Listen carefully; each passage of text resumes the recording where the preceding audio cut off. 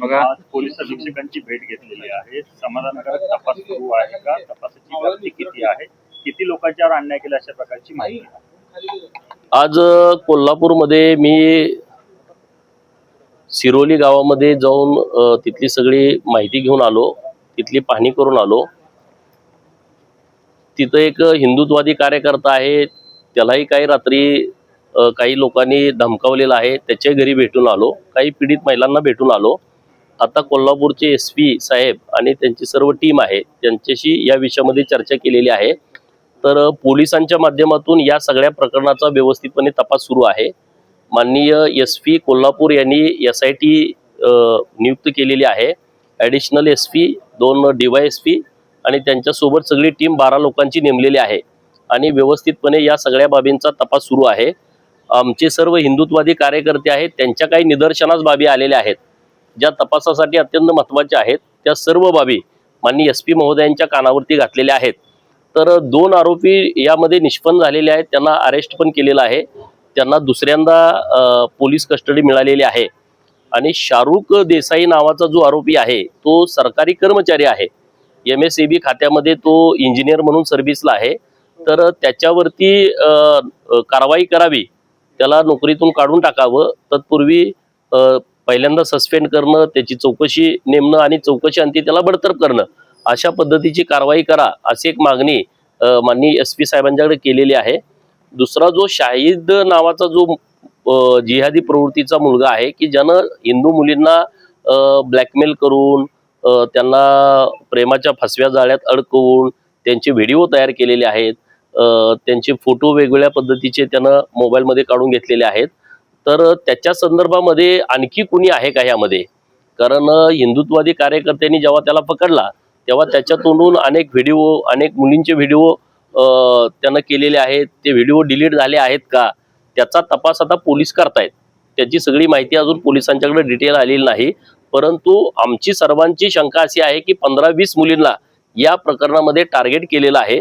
तर त्याचा तपास पोलिसांनी करावा. तर माननीय SP महोदयांचं म्हणणं आहे की आम्ही खोलामध्ये जाणार आहोत.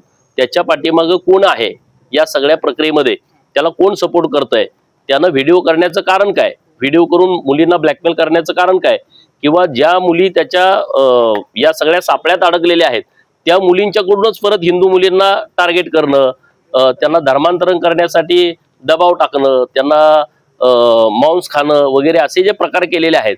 म्हणजे हे सगळं जे प्रकरण, जसं नाशिकमध्ये कॉर्पोरेट जिहादचं प्रकरण घडलं की त्या मुलींना पहिल्या दिवसापासूनच नोकरीला लागतानाच प्रभाव टाकणं, नोकरी लागल्याच्या नंतर त्यांना सुट्टी देताना मदत करणं, काही मुलींना सुट्टी न देणं, वीकेंडला त्यांना फिरायला घेऊन जाणं, किंवा त्यांना परत प्रेमाच्या जाळ्यात पडल्याच्या नंतर त्यांचे व्हिडिओ तयार करून एकाचा व्हिडिओ दुसऱ्याला, दुसऱ्याचा व्हिडिओ तिसऱ्याला, दुसऱ्याला व्हिडिओ मिळाला तर त्यांनी परत तुझ्या घरात सांगतो ब्लॅकमेल करणं, परत तिच्याबरोबर शरीर संबंध प्रस्थापित करणं, परत तिचा व्हिडिओ तयार करणं.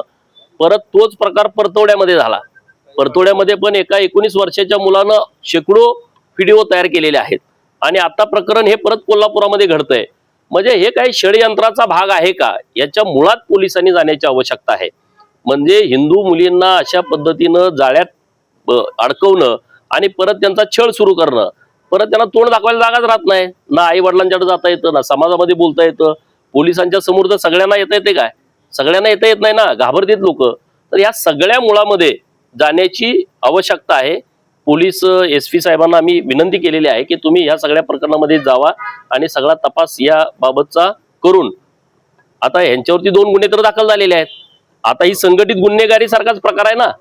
2 जण हे आहेत, तिसरा महबूब म्हणून आहे, त्याचं नाव आता आमच्या सहकार्याने सांगितलंय की तो या सगळ्या ओळखी वगैरे करून द्यायला होता.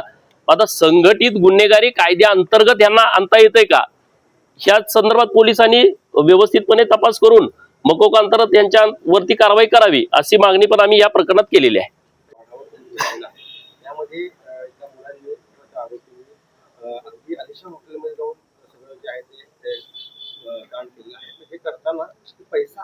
बघा काय होतंय, हे सगळे जेव्हा विषय पुढे येतात तेव्हा याला परत राजकारणाचा रंग दिला जातो.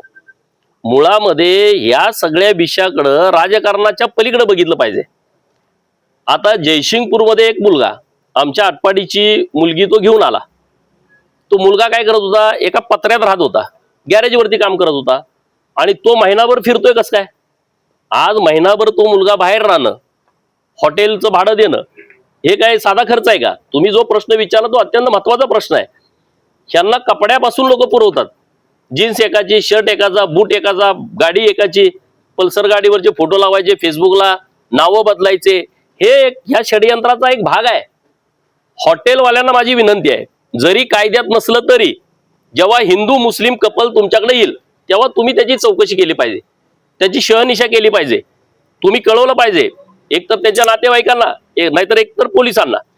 म्हणजे तुम्ही जे सगळे प्रकरण घडतायत आणि एवढा मोठा खर्च या सगळ्या विषयावरती होतोय, हा पूर्णपणे षडयंत्राचाच भाग आहे. मदरशामध्ये अरे तिथं कोण लोक राहत आहेत, काय शिक्षण देत आहेत? आमच्या शाळा उघड्यावर आहेत ना, आमच्या शाळेत काय चालतंय तुम्ही कुणी जाऊन बघू शकताय. इथं का नाही बघितलं? तिथं तुम्ही सीसीटीव्ही कॅमेरा लावा, तिथं कुठला पोर्शन शिकवला जातोय, त्या मुलांना काय शिकवलं जातंय त्याची माहिती घेण्याची आवश्यकता आहे. त्या मशिदीमध्ये कोण मौलवी आहेत, ते काय काम करतायत, त्यांच्या संदर्भातली बैठक पोलिसांच्या दर महिन्याला व्हायला पाहिजे. त्यांचं नेमकं काय चालतंय तिथं, काय ते लोकांना प्रशिक्षित करतायत तिथल्या मुलांना, हे सगळ्या बाबतीमध्ये. आता तर सरकारचं मी अभिनंदन करतो, धर्मांतरण विरोधी कायदा आलाय, धर्म स्वतंत्र 2026. आता लव जिहादच्या संदर्भातला कायदा लवकर येतोय, त्याच्याबद्दलच्या काही सूचना असतील लोकांच्या, त्यांनी पण या सगळ्या विषयात द्याव्या. सरकार अतिशय व्यवस्थितपणे या सगळ्या गोष्टीत लक्ष घालून आहे. कोल्हापूरचे पोलीस पण, त्यांचं मी अभिनंदन करेन की त्यांनी या सगळ्या प्रकरणामध्ये व्यवस्थित काळजीपूर्वक तपास केलाय. या सगळ्यांना प्राप्त होतोय का? कारण अशा पद्धतीची शंका जी ती काल किरीट सोमय्या यांनी नाही, निधी मोठ्या प्रमाणात अशा लोकांना पैसे पुरवले जातात. हे बघा, धर्मांतरणाच्या बाबतीमध्ये मोठा निधी येतो, लव जिहादच्या बाबतीमध्ये मोठा निधी येतो. लव जिहादची प्रकरणं घडली, तुम्ही प्रत्येक जिल्ह्याला बघा, 30 वकील लोक आहेत या सगळ्या प्रकरणामध्ये मदत करणारे. तुम्ही वकिली करता इथंपर्यंत ठीक आहे, परंतु त्या आई वडिलांना माहीत नसताना हिंदू समाजाची मुलगी जर कोणी घेऊन जात असेल, तुम्ही त्यांना ठेवून घेणं, तुम्ही त्यांना मदत करणं, हे त्या भरपूर लोक आहेत या सगळ्या प्रकरणामध्ये. यांच्याकडे पैसे येत आहेत कुठून? महिना 2-2 महिने, 3-3 महिने. अल्पवयीन मुली, 17 वर्षाच्या मुलगीला तुम्ही पळवून घेऊन जाताय, 18 वर्ष वय पूर्ण होईपर्यंत तुम्ही तिला सांभाळताय. म्हणजे हे सगळं प्लॅनिंग आहे. याच्या खोलामध्ये पोलिसांनी जावं अशी आमची विनंती आहे. राज्य सरकारने पदाधिकाऱ्यांना पुण्यातल्या कोंडव्याला पाकिस्तान म्हणून संबोधलेलं आहे, त्यानंतर त्यांच्यावर गुन्हा देखील आता दाखल झाला अशी माहिती मिळते. नाही, मला हे प्रकरण आता तुमच्याकडून कळालं, पण कोंडव्याची परिस्थिती अशीच आहे. कारण मागच्या 15-20 दिवसापूर्वी मी तिथं त्या एका मोर्चाच्या निमित्तानं गेलो होतो. जेवढी त्या परिसरात लव जिहादची प्रकरणं घडतायत तिथं मुलींना ठेवलं जात आहे, जेवढी लँड जिहादची प्रकरणं घडलेली आहेत तिथं हे सगळे मुलं येऊन दादागिरी करतायत. तिथं कानिबनाथाचं मंदिर आहे बाजूलाच, कोंडव्यापासून इकडं सासवडला येताना त्या घाटामध्ये कानिबनाथाची पवित्र भूमी आहे. त्या भूमीमध्ये जाऊन तिथं पार्ट्या करणं, उघड्यावरती नमाज पडणं, तिथं जागेवरती ताबा टाकणं, हे सगळ्या गोष्टी तिथं घडतायत कोंडव्यातून. आणि हे कोंडव्यातलं जे प्रकरण आहे, लोकांना तिथं भीती वाटते कोंडव्यात जायला. आणि म्हणून मी मागं भूमिका मांडली होती की तिथल्या सगळ्या हिंदू समाजाने कोंडव्यामध्ये धर्मवीर छत्रपती संभाजी महाराजांचं स्मारक लोकवर्गणीतून उभा केलं पाहिजे.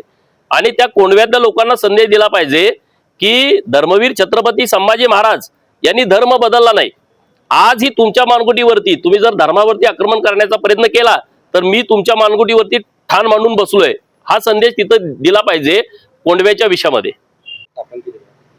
या एसआयटीचं काम अधिकारी पाहता मला काम करत निष्पक्षपातीपणे होईल असं वाटतंय का? कारण यापूर्वीच्या का नाही होणार? राज्याचे मुख्यमंत्री महोदयांचं या सगळ्या बाबतचं लक्ष आहे. मुख्यमंत्री महोदयांनी जेव्हा लक्ष एखाद्या विषयामध्ये घातलं तर ते काम एकदम पारदर्शकच होतं. कुणी जरी काही जरी हस्तक्षेप करायचा प्रयत्न केला तर त्याला कोणी पोलीस भी घालणार नाहीत आणि पोलिसांनी ते करू पण नाही.